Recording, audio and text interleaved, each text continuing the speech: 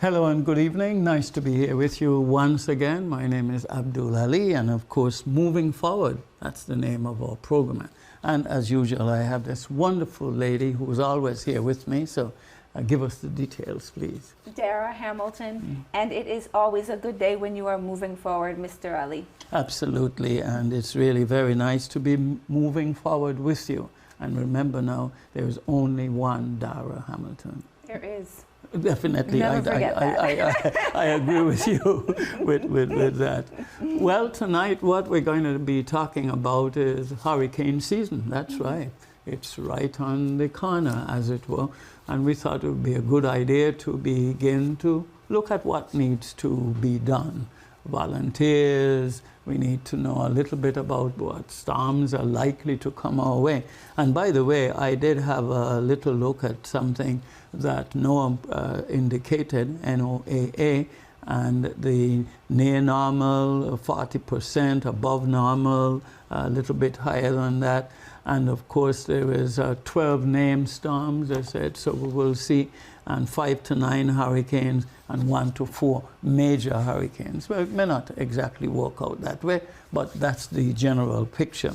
And so here to help us understand what we are going to have to deal with, especially if we have hurricanes coming our way, is Tina BEAZER. She's the Executive Director of the American Red Cross USVI, and I just want to welcome you, Tina. Nice of you to come and share some time with us. Absolutely. So you tell us a little bit about the Red Cross and what's being done to get prepared for the hurricanes, just in case they come. I know Dara will have some questions for you as well. And really the full role and function of the American Red Cross, of the USVI in this setting. Thank you, Mr. Ali. So in the U.S. Virgin Islands, American Red Cross is here to support the community. We work with Department of Human Services to provide shelters if there is a major event and the governor has ordered shelters opened. One of the things we do is we also support the community in terms of residential fires. So if there is a home fire, we have a very strong relationship with the VI Fire and Emergency Services. And what they do is they give us a call to let us know that there is a home fire. They give us the location, and we have volunteers who go out to support the residents of this home. So while the firemen are dealing with the blazing structure, we're dealing with the heartbreak and loss of the family. We provide them with financial assistance. If they don't have any place to stay, no family to stay with, we provide them with temporary lodging.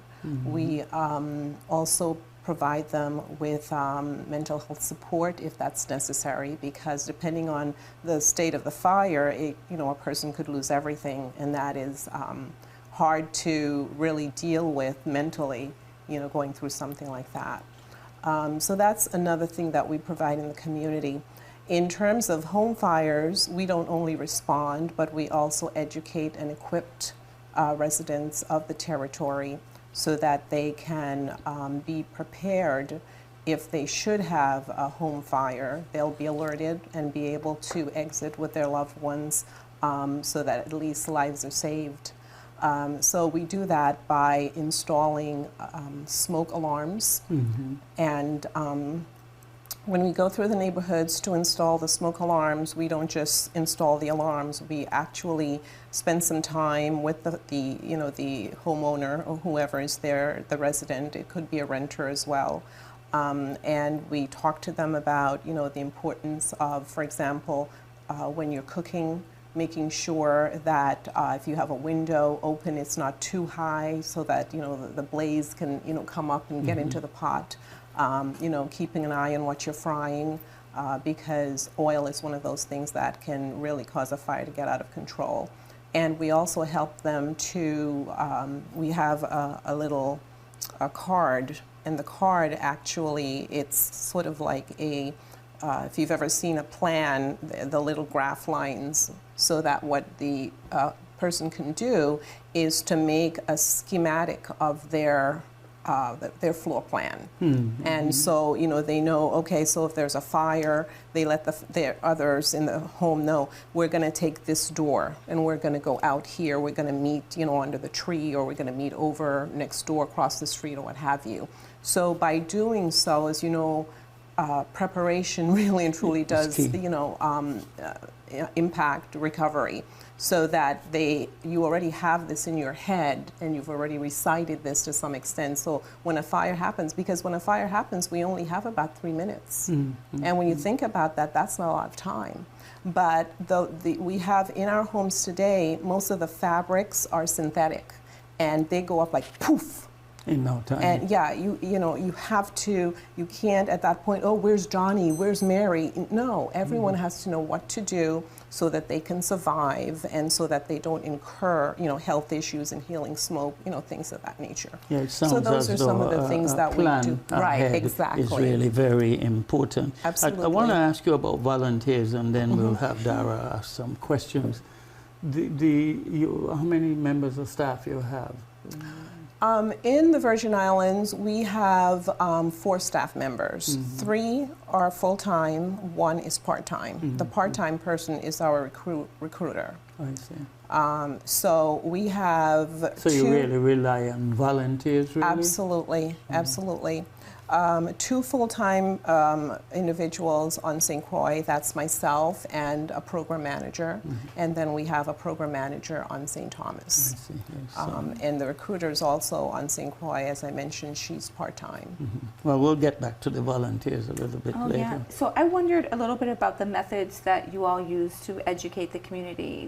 Where would we find information that would help us understand your tips and your services and so forth? That's an excellent question.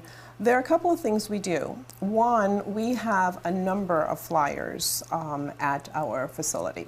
So anyone can come by, you know, anytime we're there, and our hours are 8 to 5, Monday through Friday, and sometimes you can even find us there on weekends if we have some sort of event going on. And, you know, and in fact, we encourage individuals. When we go out into the community, if we're attending an event, as we did last Sunday, we had a all hazards preparedness expo at the university. And we had a number of brochures and flyers there. An individual can go on to redcross.org and, you know, just search information, because a lot of it is now digital, so you can find information online. Also, one way that we educate the community is to actually go out into the community and give presentations. So we go into the schools, and we go into senior homes, residential homes. We also go into different businesses and governmental agencies if we're contacted and asked to, you know, to do a presentation. Okay. That sounds very proactive.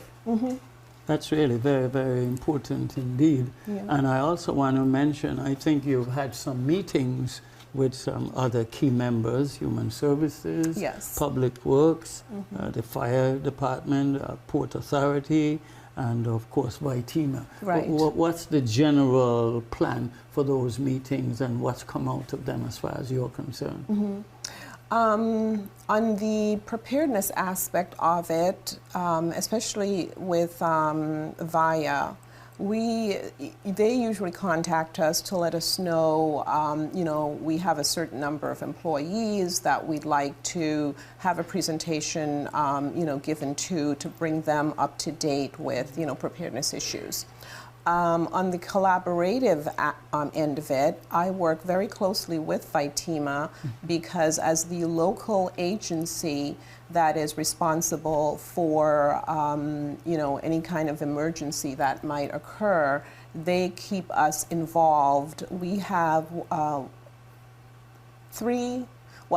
we should have 6 volunteers that report to the EOC at VITEMA, and EOC is short for Emergency Operations Center. So when there is an impact, VITEMA needs to know what's happening in the shelters. And so the emergency support coordinators, which is what these individuals are called, they show up at VITEMA. And then they get information from Red Cross, from all of the agencies. Human Services. Right. And they, so that information is coming in, live via the communication that they're having, with their home base. And Red Cross also does that. We also work, with VITEMA, usually when they're doing any kind of exercise drill. Yes. They will include us, and that is because, again, Human Services manages the shelters and Red Cross operates them. So that means Human Services really, as a governmental agency, they're the ones, along with the governor, that decides, what structure would be suitable as a shelter. Red Cross goes in with them. We provide some guidance because American Red Cross nationally and internationally deals a lot with sheltering. So we provide them with some guidance of what we need to look for, but it's a whole team whenever we go in to assess the shelters. Absolutely. The department, as you said, the police department is there.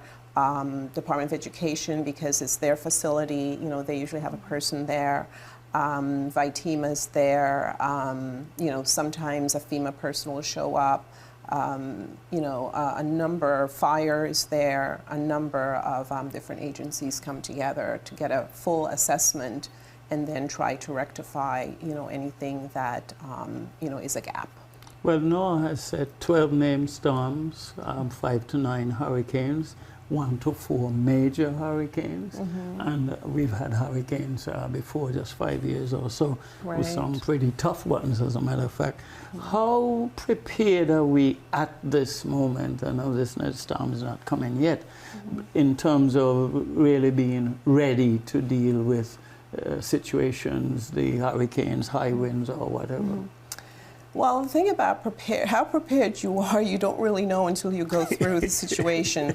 But I can tell you that based on Irma and Maria, we have really tightened up things. VITEMA has a monthly meeting.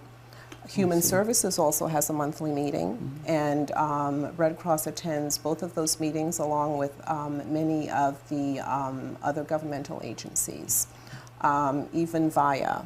And WAPA has attended some as well. That's good, yeah. Yes. We need WAPA there. So, so all of the agencies, we realize that, that those 2 storms really, shook up a lot of people. Set the scene, more or less. Right, exactly. And, they're the most recent, and we hadn't had a major hurricane, for a while since then.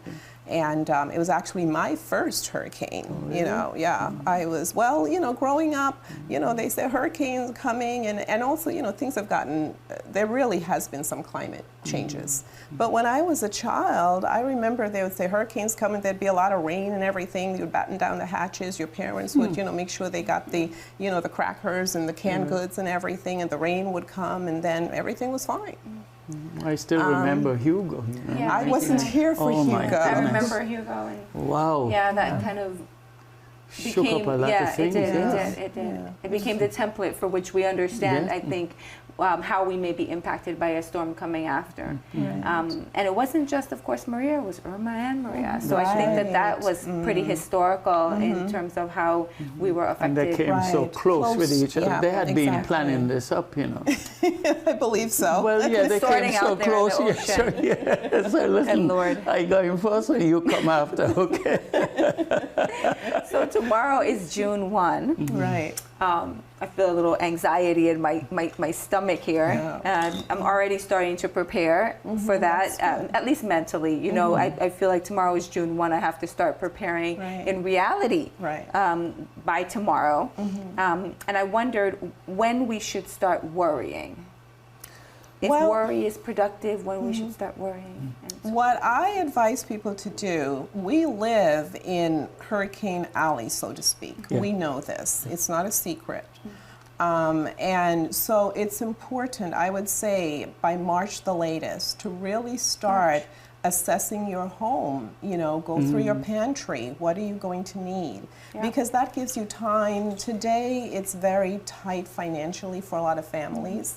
And the advice is to have, you know, enough to sustain your family for at least a week, possibly 2 weeks.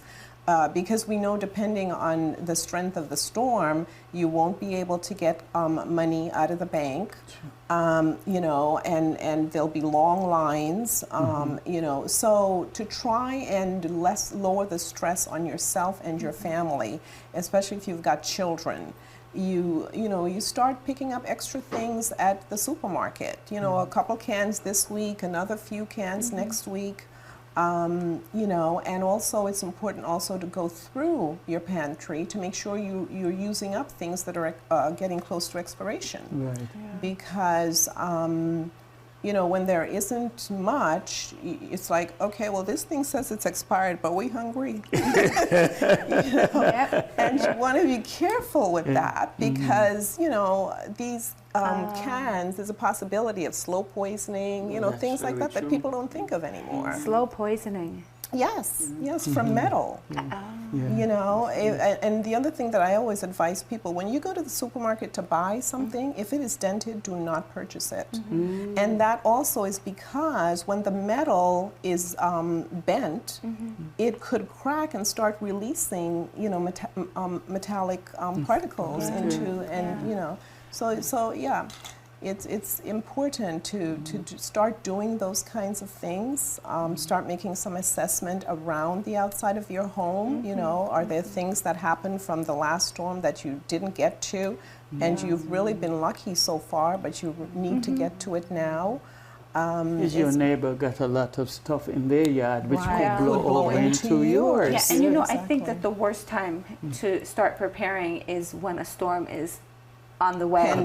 When we see it out there in the ocean and we have a few days or and so forth. So I really appreciate your recommendation that we start in March. It does give you a lot of lead time to get things together. So I think this weekend, Mr. Ali, you know, I think I'm going to create a day where I at least go shopping and put things aside. I know yesterday I got all the old, well, this past week I've gotten all the old food out. Some of it has expired. Some of it, some dried beans are still okay for a year. Some expired in January. And so we're figuring out what to do with those. But I want to get my shutters out. Also, I think it's time to get the shutters out. Absolutely. And because right before a storm is doing all of that, it does increase the level of stress. Exactly. And I got a little list here. I was doing some stuff, looking at it. It says water, food, make sure you have your radio, your flashlight, a first aid kit. Exactly. Absolutely. Extra batteries. They say you got to get a whistle. So in case you have to blow your whistle to let your neighbors know what's going on. Dust mask, wrench and pliers, if you have those available, a can opener, local mats, cell phone with a charger. Very, very, very, very important. And your medicines, you know, high blood pressure, whatever you have, make sure you have those available.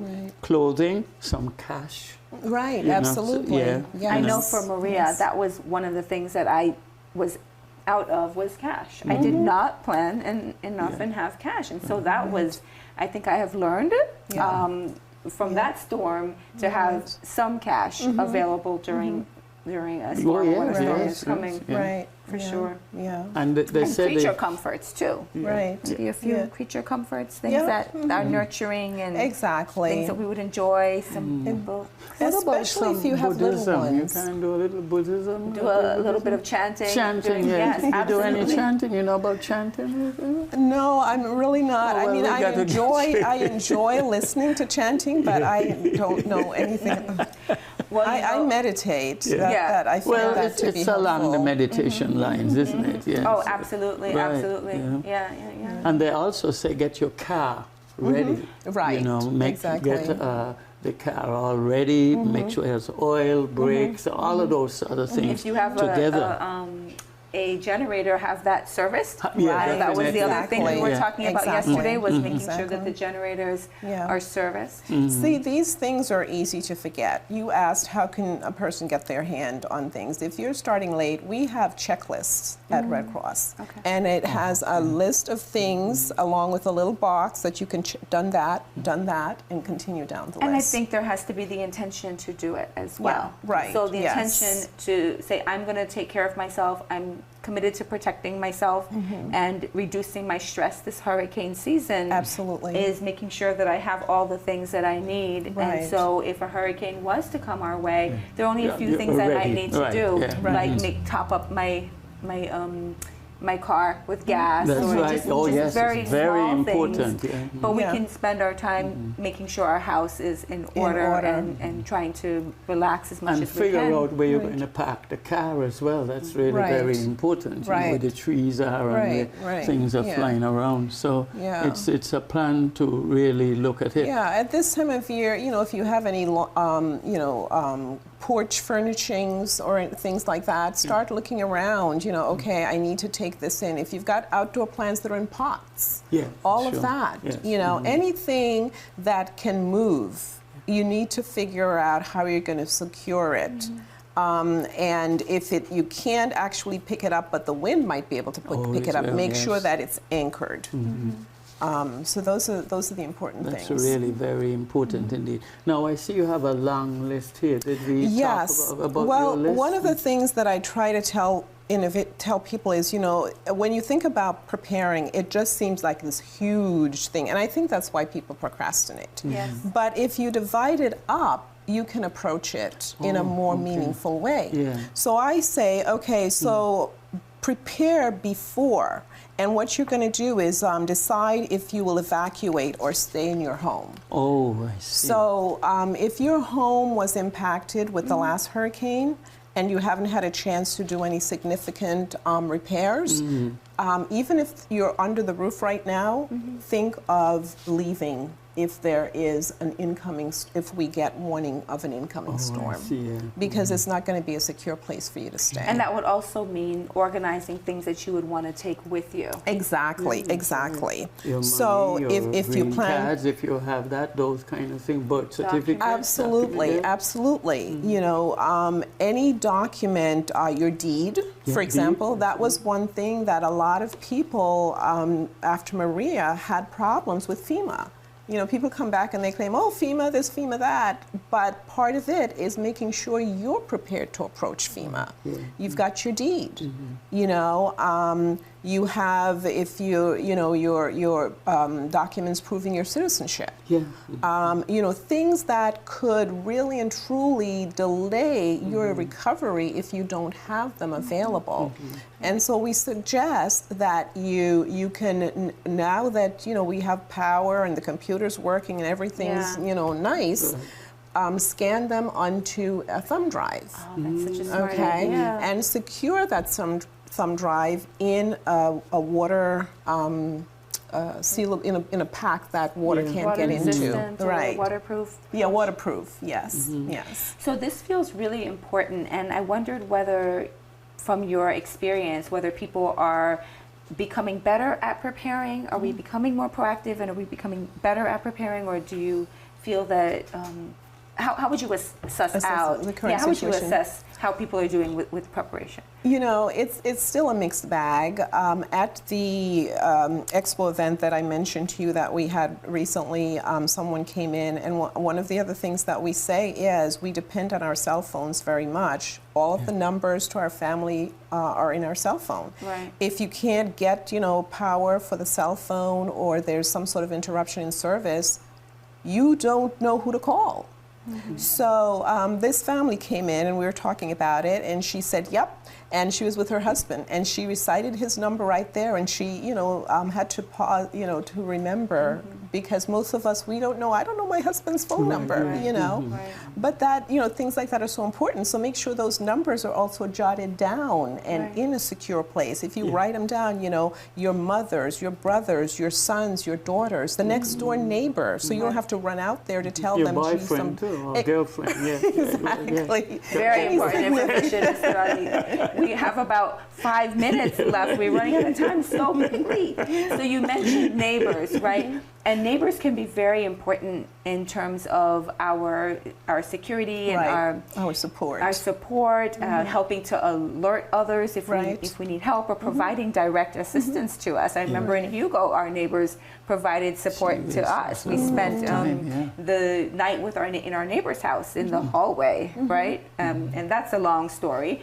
After evacuating our own home, you know, so that was something. But so neighbors can provide a lot of support for us. How do you recommend people work with their neighbors in terms of integrating with them around this time? Well, you know, it's important to have a good relationship with your neighbor, first of all. In our community, most people do, or I should say many people do, so speak to them about that. You know, if you're the one who has the secure home and, you know, Miss Mary next door, you know, said, just let her know, you know, if anything should happen and, you know, during the storm, you're free to come here. Or if you live alone, you know, if you feel uncomfortable being alone, you know, you're welcome to come and spend, you know, ride out the storm with us. Check on your neighbors, look out for your neighbors. Exactly, and shelters too. Shelter your it's neighbors. Very important. Because exactly. in a few of those storms, I don't think, from what I could remember, any big storms I've ever spent it at home. The one for Hugo, where I live now, I left the place at 4 o'clock in the afternoon because I know that I shouldn't stay there. Right, exactly. And I went to Woodson. Oh yes, that's where I spent it there at Woodson. And then I went to Central High a couple of days after. And then it was looking to find a place because our place blew away. Right. Well, so that sounds like a smart decision, Mr. Ali, yes, for you that's another thing. The shelters. Yeah, right. The shelters. You've got to be willing to go to the shelter. Right. And then, of course, you go there. You don't know exactly who you're going to meet, but you mix in because you get food and everything and you people need are there, you know, they are trained. With American Red Cross, no one can work, none of our volunteers can work in the shelter unless they have gone through a background check and they have been trained. And so, you know, people in the community can feel safe coming to the shelters. They're there for, you know, you out in the community to make sure that you're safe. And we do work very hard to have a safe environment. Can you say more about that, how you ensure the security and the safety of the shelter environment? Well, as I mentioned earlier, these other agencies, the police department, as well as, you know, fire and other agencies, it's a planning effort that's going on throughout the year. In addition to that, the plans that are put in effect, you know, what will PD do? What will, you know, and so we have police officers are required to be stationed in the shelter, you know, things of that nature. And I do want to say, I know we don't have too much more time now, but we are hoping that the radio stations, I know WSTX and so forth, will remain on the air for as much as they can, Right. so that they could get information Right. out to the community Yeah. and the other Well, stations too. one other advice that we give to the community is sign up for the alerts that Vitima puts out. At least while you have power, or if you have your backup powers, you should. Those alerts will be sent out, so you know what's happening. You don't have to try to go out there to find out what's happening, because they will be sending out alerts. And the peak season is August 15th to October 15th. So we Yes. have a little time down the road according to the information. For the peak season, For but the we peak want to season. prepare now. Yeah, But we're prepared, right. start right now. Well, I just want to thank you so much for sharing this evening, and we will continue to do what we have to do. We might even have to get you back again as we go on down the road, but thanks a lot for sharing. Oh, Any you're very final welcome. things you want to say real quick? Yes, if you're interested in volunteering, please do call us. On St. Croix, you can call us at 778-5104. On St. Thomas, 774-1075. Absolutely. Wonderful. Well, thank you for everything that you do. That's Thank right, you. that's right. And we'll look forward to you keeping us safe. Yes. Okay, thank you.